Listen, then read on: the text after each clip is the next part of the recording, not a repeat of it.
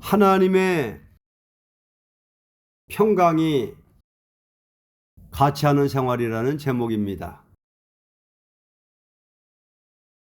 하나님 말씀은 빌립보서 4장입니다.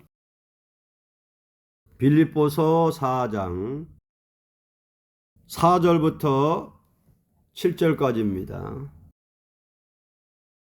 주 안에서 항상 기뻐하라. 내가 다시 말하노니 기뻐하라. 너희 관용을 모든 사람에게 알게 하라. 주께서 가까우시니라. 아무것도 염려하지 말고 오직 모든 일에 기도와 간구로 너희 구할 것을 감사함으로 하나님께 아뢰라. 그리하면 모든 지각에 뛰어난 하나님의 평강이 그리스도 예수 안에서 너희 마음과 생각을 지키시리라. 아멘. 하나님의 평강이 같이 하는 생활이라는 제목입니다. 하나님은 평강을 주기를 기뻐하는 신이신 동시에 평강을 위하여 역사하시고 평강을 위하여 친히 갚아주는 신이십니다. 하나님의 신의 성품은 피조물된 인생에게 더욱 평강을 더 주는 데는 무조건 주시는 것이 아니고 어려운 난관을 당하게 하시는 동시에 그 난관을 돌파하도록 역사해서 더 큰 평강을 주시는 데는 어떤 자에게 주신다는 것을 본문을 통하여 알 수 있습니다. 택한 자에게는 뭐를 주기를 기뻐하시느냐? 평강입니다. 평강. 그래서 하나님은 우리에게 평강을 주시려고 평강을 위해서 역사하시고 평강을 위해서 갚아주는 신이시다라는 것입니다. 하나님의 신의 성품은 우리에게 평강을 더 주는 데는, 더욱 평강을 주는 데는 무조건 주는 하나님 아니다는 것입니다. 어려운 난관을 당하게 하시고 곤란한 어려운 난관을 당하게 하시고 평강을 더 주신다. 그래서 평강에 평강을 더 줘가지고 그 난관을 넉넉히 돌파하도록끔 역사에서 영광을 받으시는 하나님이시다 하는 것입니다. 그럼 어떤 자에게 이러한 평강을 더 주시느냐? 1대 지옥이십니다. 주 안에서 항상 기뻐하는 자입니다. 4절 주 안에서 항상 기뻐하라. 내가 다시 말하노니 기뻐하라. 어떤 자에게 평강에 평강을 더 주시느냐? 주 안에서 항상 기뻐하는 자입니다.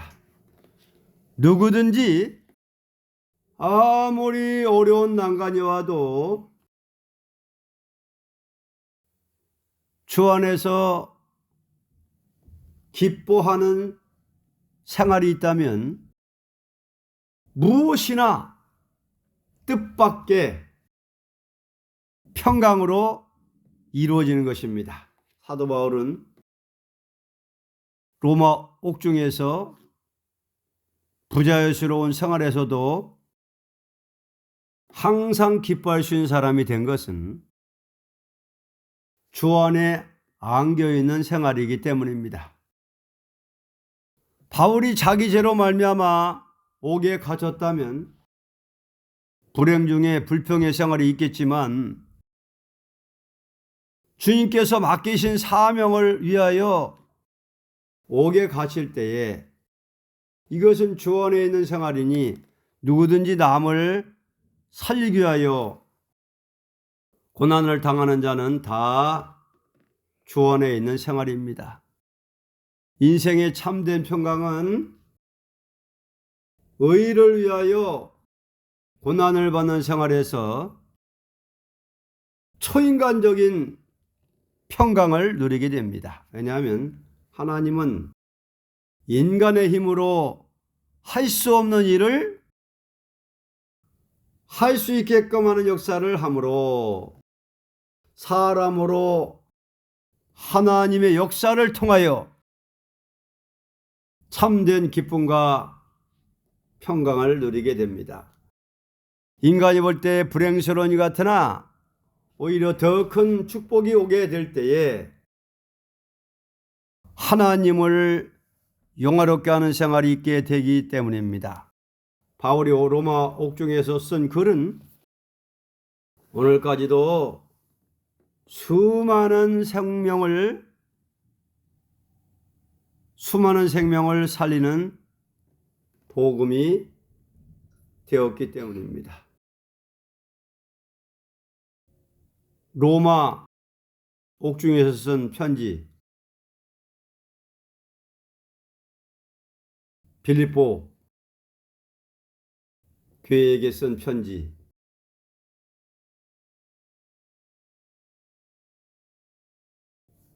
주 안에서 항상 기뻐하는 자는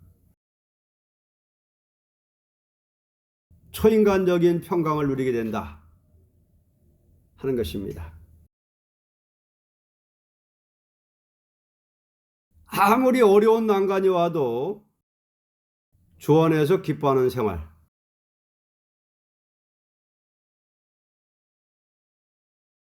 자, 아무리 곤란한 일, 어려운 난관이 와도 주 안에서 기뻐하는 생활을 하면 무엇이나 뜻밖의 평강으로 이루어진다는 것입니다. 로마 감옥에서 참 부자유스러운 일이고 고통스러운 일이고 고난이고 하지만은 거기서 사도 바울은 주 안에서 항상 기뻐하면서 빌립보 교회에 편지를 쓴 것입니다.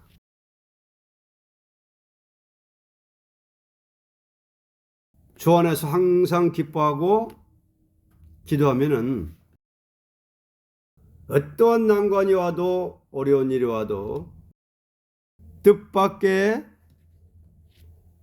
평강으로 형통으로 이루어짐으로써 하나님께 영광을 돌리게 된다는 것입니다. 이래지 관용심을 가진 자입니다. 5절 너희 관용을 모든 사람에게 알게 하라.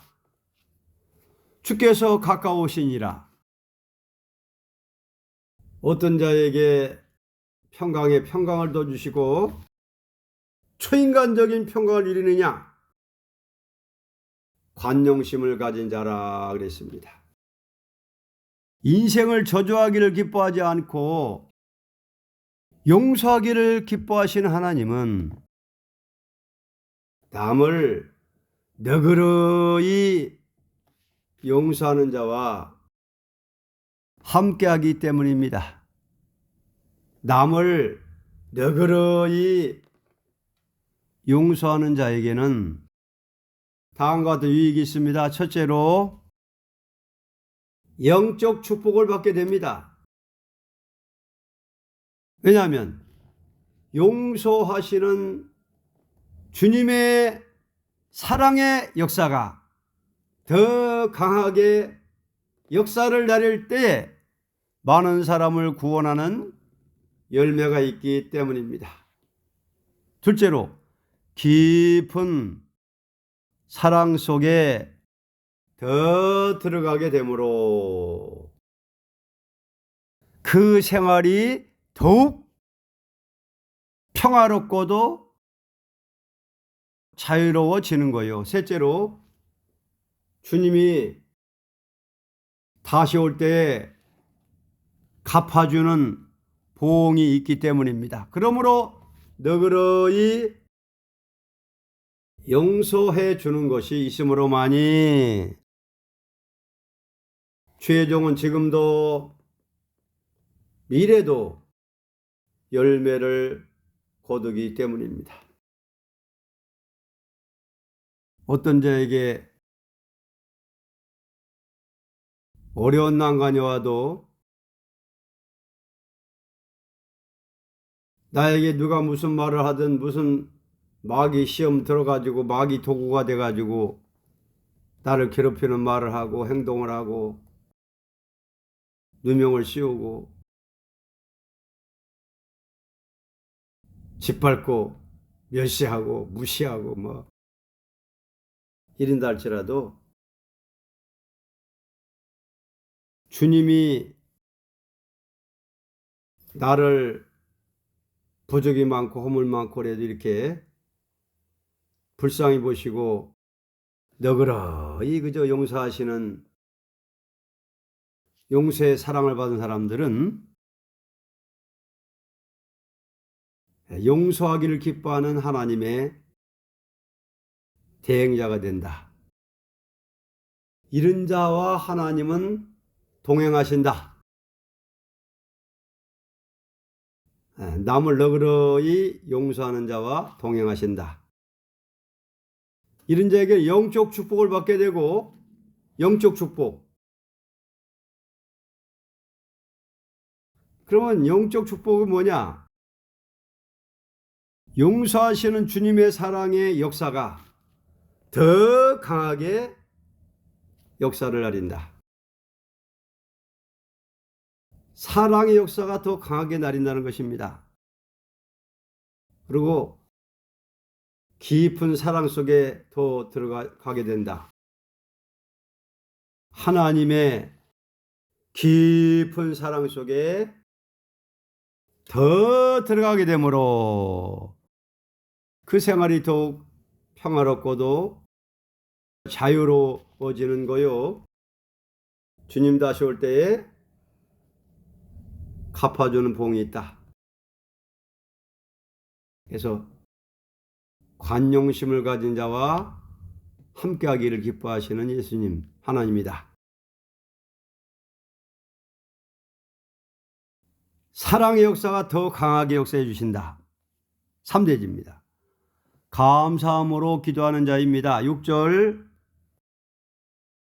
아무것도 염려하지 말고 오직 모든 일에 기도와 간구로 너희 구할 것을 감사함으로 하나님께 아뢰라.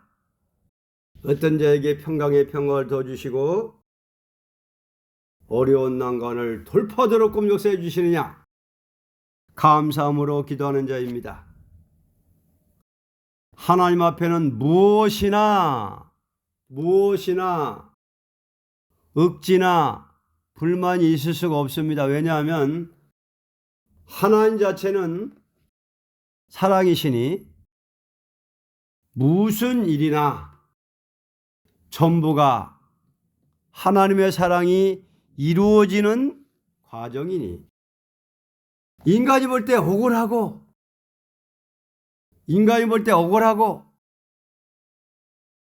불만을 둘 일이 있는 것 같지만 그 일이 있음으로만이 오히려 감사할 수 있는 일이 열매로 나타나기 때문입니다. 예를 든다면 목자가 양머리를 인도할 때 높은 산을 넘어가면 양에게 만족을 줄 푸른 초장과 시냇물이 있는데 양은 그것을 모르되 목자는 알고 양의 머리를 억지로 몰아서라도 그 산을 넘게 할 때에 알지 못하는 양 떼는 오히려 괴로워할 것은 사실입니다. 그러나 목적지가 되는 데까지 도착할 때에 뜻밖의 기가를 면할 수 있게 됨을 체험할 때에 그때 양들은 기뻐할 것입니다. 이와 같이 주의 인도를 따르는 종은 무슨 난관을 만나든지 감사함으로 기도하게 되는 것은 생각밖에 호련히 더 좋은 은혜를 받게 될 것입니다. 아멘. 감사함으로 기도하는 자입니다. 어떠한 사람 볼 때는 억울한 일을 당할 때, 그저 불만을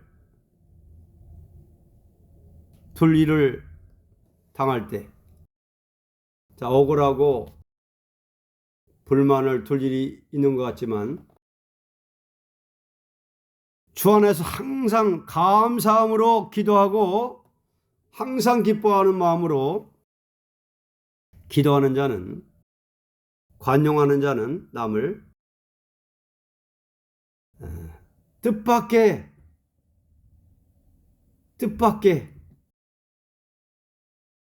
하나님을 체험한다. 역사를 체험하고, 이 모든 것은 하나님의 사랑이 이루어지는 거구나.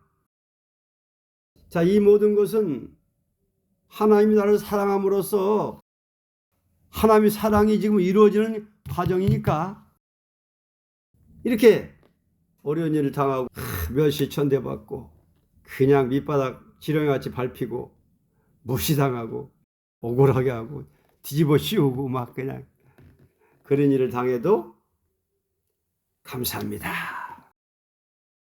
이건 다 하나님이 나를 사랑하시는 사랑의 과정이기 때문에 여기서 항상 감사하고 기도하고 하면은 하나님이 기뻐하신다는 것을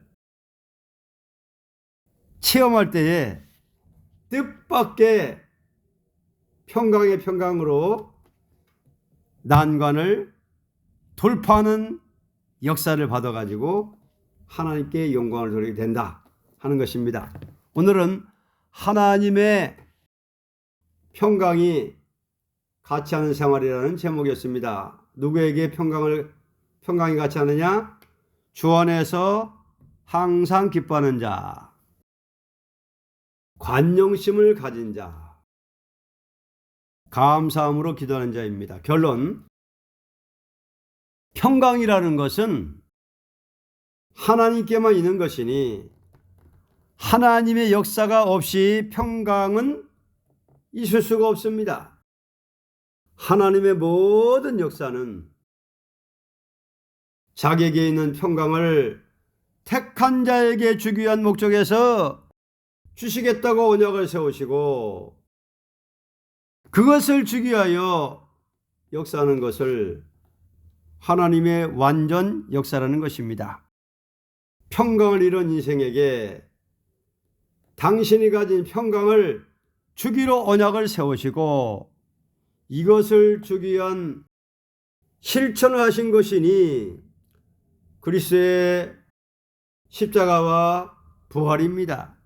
그러므로 부활하신 그리스도는 공포 속에 문을 닫고 숨어있는 제자들을 찾아가서 너희에게 평강이 있을지어다 한 것입니다.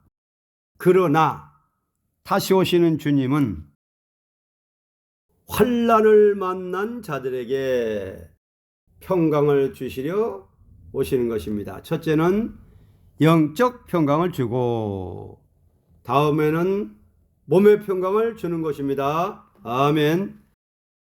항상 기뻐하는 자, 주 안에서 관용심을 가진 자, 항상 감사함을 기도하는 자에게는 이렇게 평강을 주기로 작정하시고, 평강을 주는 자는 영적 평강을 주고 다음에는 몸의 평강을 준다는 것이 이사야 48장이고 미가 5장이고 스가랴서 약속입니다. 영적 평강, 육적 평강. 이제 육적 평강이라면 몸에 있는 제 세력 원죄를 싹 그냥 태워주시고 몸의 신창조, 완전개조, 새 힘으로 채워주는 거죠. 완전 평강 줍소서.